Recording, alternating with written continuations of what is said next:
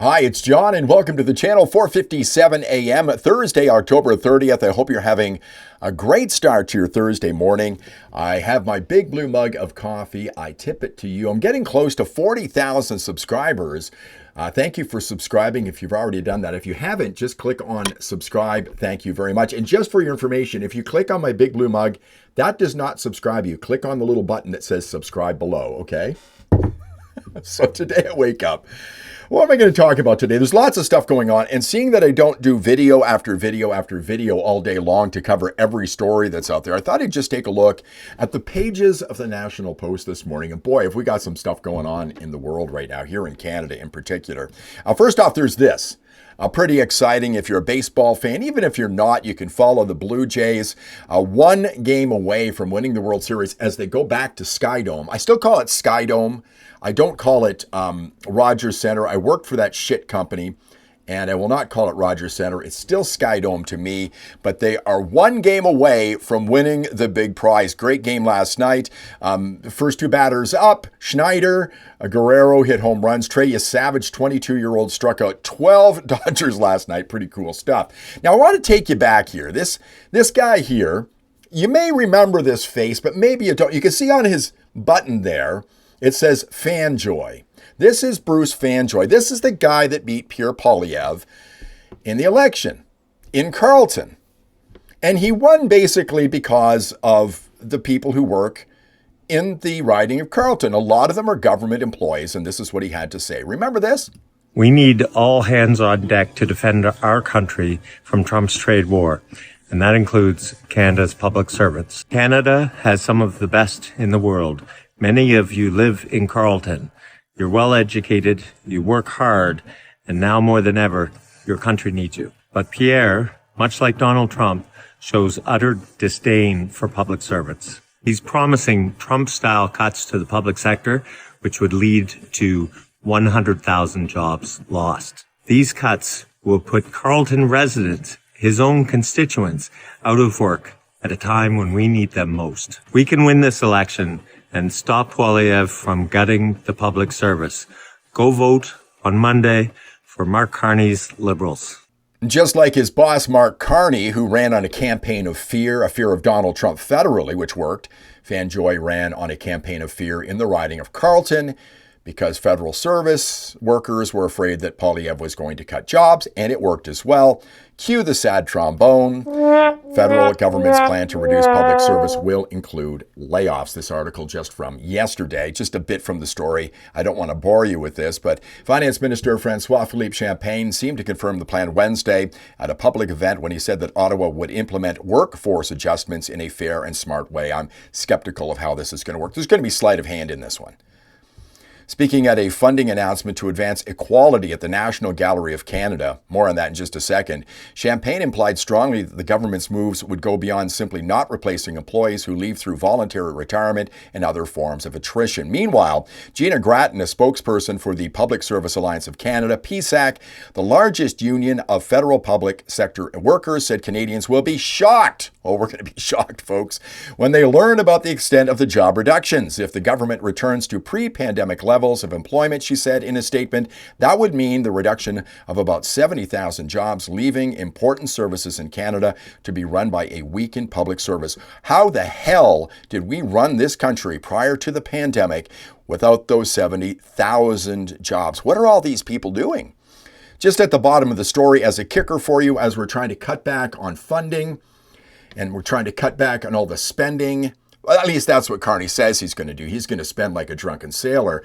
The government also announced at the Ottawa event that the budget will include $382.5 million over the next 5 years for the women's program that supports a variety of equality projects, because women, they just can't get ahead in this country if the federal government, us, aren't funding them. Meanwhile, let's take a look at the numbers of people that got hired When Trudeau was first elected back in 2015, how many federal jobs in Canada in 2015 compared to 2025?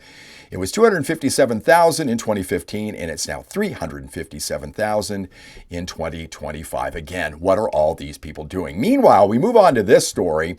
We're just the victims. Richmond property owners unleash a fury over Cowichan ruling. Now, you may say this is happening in far left British Columbia, but folks, this is spreading. I'll show you that in just a moment. A little bit on this story as the mayor speaks to the people who are pretty pissed off. Does the city acknowledge that its failure to notify residents could expose it or the province to liability for negligence? Tensions high in a jam-packed room in Richmond. Residents just looking for answers and certainty on what the Cowichan Lands decision could mean for them and their property, leading to a mayor on edge. I said we're going to have the same decorum. Do we have to shut it down? The town hall was organized by Richmond City Hall in an attempt to answer questions around the Supreme Court ruling, putting into question fee simple land title for a chunk of property in Richmond. The frustration from residents directed towards both the province and the city, the BC government now trying a new legal strategy to provide some certainty. The Attorney General and her team have been gathering the information that they need to be able to file an application for a stay. A stay is a pause on the decision until the Court of Appeal has an opportunity to consider. But for some residents, the damage of uncertainty has already been done. One resident telling the packed room the banks won't approve his mortgage removal because of the ruling. Conservative leader John Rustad was at the meeting in Richmond and brought the issue forward in question period. He says the government must provide certainty to the residents of Richmond around their private property and their ability to access mortgages and insurance. In order to be able to have insurance and a mortgage, you need to know what the value of a property is. You need to know what your rights with private property is. And that is now in question mark. The Conservatives also warning that until there's clarity, it will not just be a packed room in Richmond, but an entire province dealing with uncertainty. Richard Zussman, Global News, Victoria. You watch a clip like that and you realize how really screwed up BC politics are. You've got beta male Premier David Eby standing there all concerned about this now, when it's people like him and people on the far left over there that have allowed this to fester. Starts off with land acknowledgements, folks. When the government recognizes and says, you don't actually own the land that you have purchased, it belongs to somebody else. Did you expect anything different from this? Now you've got these groups saying, you don't own your land, and the courts are backing them up. And now he acts all concerned. You've got Rustad there who should resign. He's trailing this piece of crap Eby by 12 points or something in polls right now. Conservative in name only. It's festering. It's getting worse. It's now metastasized into this. Can you blame the native groups? They've been empowered to do this now. You give them an inch, they'll take a mile. You give them a mile, and it just gets worse. See this story from yesterday? First Nation files lawsuit demanding Aboriginal title over lands in Western Quebec. It's spreading, folks. How long before it spreads to your land? And you see the far leftists who think that we're living on stolen land saying, you're just giving the land back to the people who owned it. And originally, yeah. First they came for Cowichan. Then they came for Western Quebec. But you didn't say anything because you didn't live in Cowichan and you didn't live in Western Quebec. How long before they come for your property, pal? To paraphrase a famous poem. And we move on to this story. God no, Liberal MPs say Canadians don't want an election as parties point fingers over budget votes. So the budget's coming up. It's going to be fascinating. You know, it makes me sick watching budgets. Because it's just more and more spending by these Liberals, and I can see the country going down like this. Canada's demise will result in Alberta's rise. It's getting close, folks. But I'm going to watch the budget because I'm going to be sitting there and just saying, folks, you voted for this, right? Liberal members of Parliament lined up Wednesday to say Canadians are in no mood to go to the polls for a second time this year as the government warns it lacks the votes needed to pass next week's federal budget.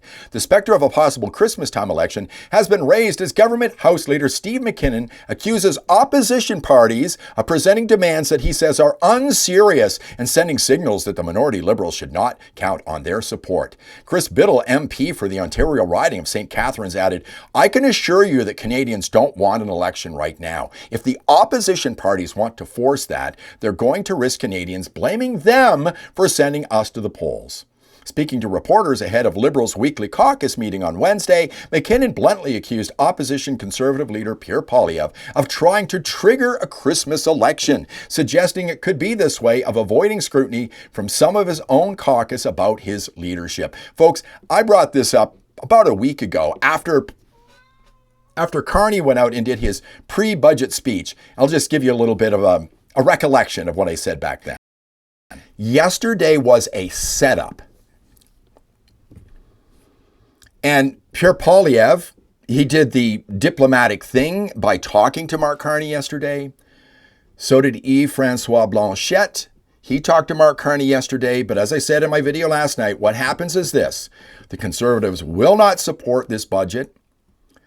The Bloc Québécois have demands, which I'll run through a few of them in just a moment.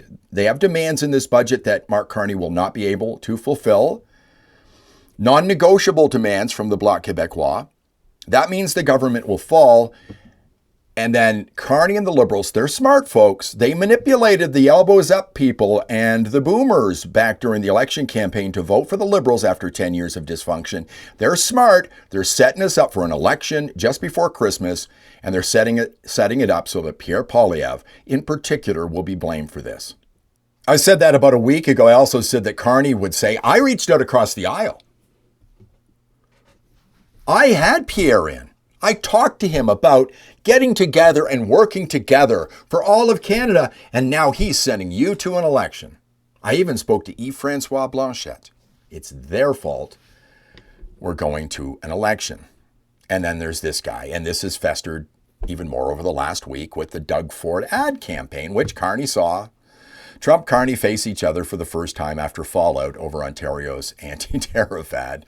And then this popped up on the National Post website over the last 12 hours. Bill Gates says climate change won't bring humanity's demise. Trump declares victory over the climate hoax.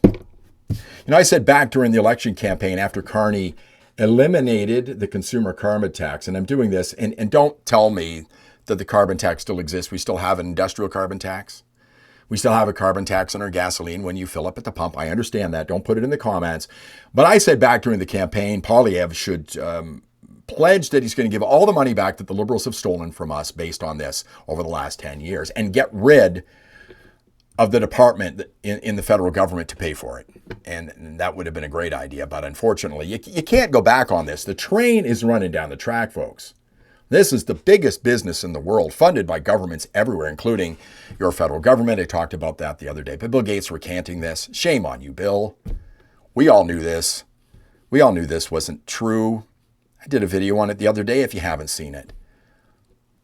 On how these people like Bill Gates have been scaring kids about this for years. It's child abuse. That's just some of the stuff going on the National Post website today. All kinds of things happening in Canada. It never ends. It doesn't seem to get much better. It's going to be fascinating to see what happens in the budget next week. I can't wait to see it. And I don't normally feel that way about budgets because it makes me sick. But it's going to be fascinating to see what happens before Christmas. If we go to an election before Christmas, the Liberals will either win another minority or a majority. But if the Conservatives win a minority, it's still a loss for the Conservatives. Poilievre has to win a majority or we'll be back to the polls next spring. Let me know what you think in the comments. I appreciate you being here. If you like the video, give it a thumbs up, subscribe to the channel, ring the bell for notifications. I'll see you in the next one.